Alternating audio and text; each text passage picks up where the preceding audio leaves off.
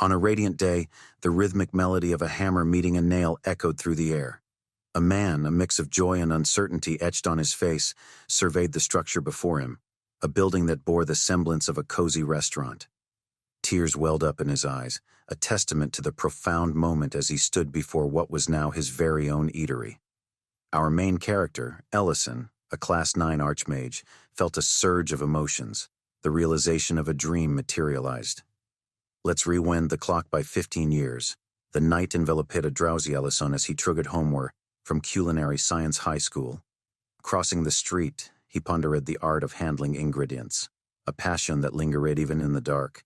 His high school, equipped with a culinary arts department, fueled his aspirations to become a renowned chef and eventually open a humble restaurant in his golden years. Yet fate took a cruel turn during a fateful encounter with a speeding truck.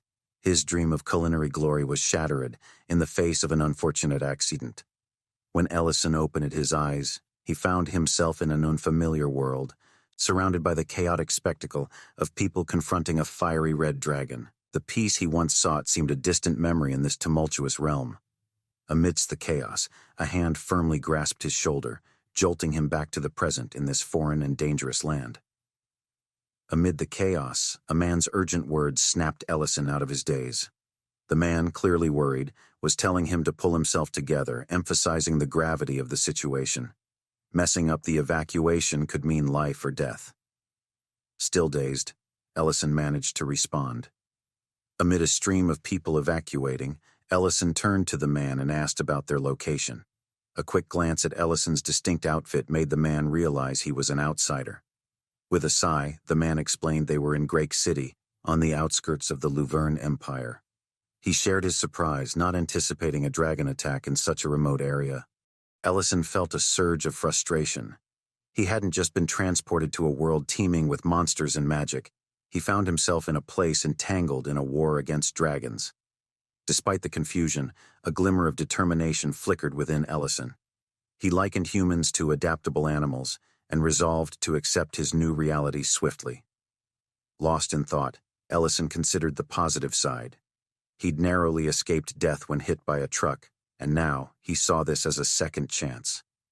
This new world, despite its challenges, seemed a tad better.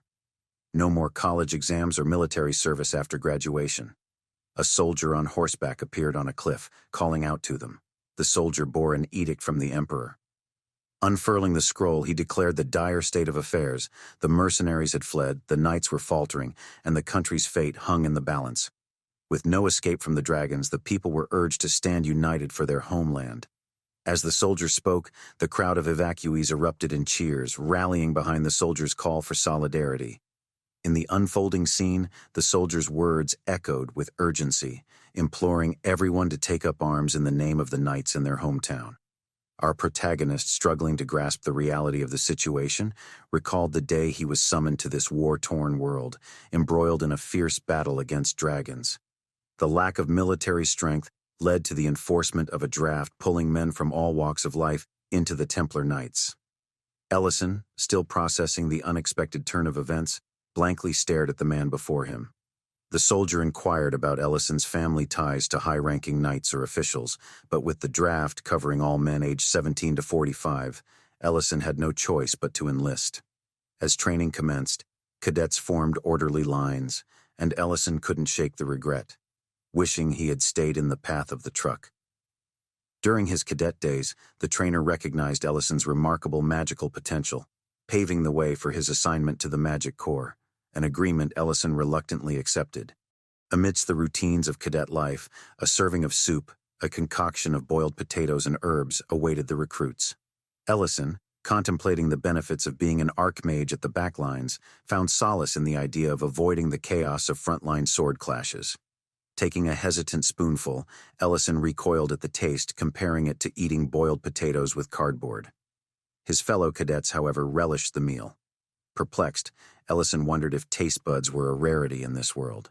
Observing a cadet enthusiastically gulping down the soup, a spark of inspiration ignited in Ellison's mind, a notion that if he ever opened a restaurant in this unfamiliar world, it just might succeed. Ellison, brimming with determination, pressed on with his training, fueled by a desire to realize his dreams in this unfamiliar world. In his eyes, even dragons were mere beasts, incapable of deterring him, especially since he believed he would be discharged from service after a mere 2 years. Or so he thought. Fast forward 15 years to the present day in Drake City. A woman strolled by, her curiosity piqued by a store she had never noticed before. Lost in her thoughts, her reverie was abruptly interrupted by the sight of a man shedding tears. Ellison, still moved by memories of his 15 years in military service, caught the woman's attention. Concerned, she approached Ellison and asked if he was okay.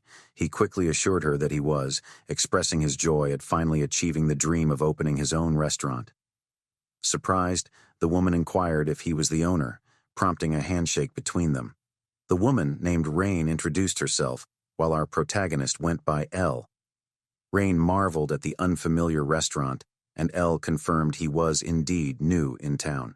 Curiosity led Rain to ask if Elle was alone, to which he replied in the negative. Elle shared that a friend from his military days accompanied him, a companion who preferred sleeping during the day and staying awake at night. Considering Elle's newly opened restaurant, Rain offered her assistance, suggesting he might need meat. Elle gratefully acknowledged his need for meat and mentioned his plan to search for a butcher shop in town. Serendipitously, Rain not only informed Elle about her husband's butcher shop, but also provided clear directions to its location. Elle expressed his gratitude, thanking Rain for her kindness. However, Rain couldn't hide her concern, cautioning Elle about her husband's fiery personality and the likelihood of encountering some harshness. She assured Elle that he could mention her name as the one who introduced him to the shop. Elle, appreciating Rain's assistance, wondered about the husband's temperament that warranted such worry. Despite having met a diverse array of people during his 15 years in the military, Elle felt a bit uneasy. Stepping into Knoll's butcher shop, Elle was met with a formidable gaze from Knoll, the owner. Knoll, with an air of intimidation, demanded to know Elle's purpose. Feeling weak under the man's scrutiny, Elle stuttered through an explanation, mentioning that he owned a restaurant and needed a meat supply. Before Elle could finish, Knoll slammed his fist down, vehemently refusing to sell. Puzzled, Elle asked for the reason behind the refusal. In response, Knoll erupted, questioning Elle's hearing and vehemently stating his refusal to sell meat. He angrily recounted how restaurant owners had duped him for 3 years by buying meat at a low price, only to sell it back at twice the cost before it spoiled. Knoll, assuming Elle was no different, left Elle scratching his head. Despite Elle's protestations, Knoll adamantly declared his refusal. However, Rain intervened, swiftly and unexpectedly hitting her husband's head with a frying pan. Knoll groaned in pain, and Rain apologized to Elle, confirming his order for Bellerin meat. With a resigned complaint, Knoll, nursing his head, reluctantly agreed to fetch the meat. Rain scolded her husband, and Elle, feeling a bit exasperated, contemplated just heading home. Rain, sensing Elle's frustration, apologized once more. Shedding light on the origins of her husband's temper, she ordered Knoll to fulfill Elle's order, explaining the difficulties her husband faced. There was a restaurant that held a tale of betrayal. The establishment, once cared for by Rain's husband, bore the scars of a broken trust.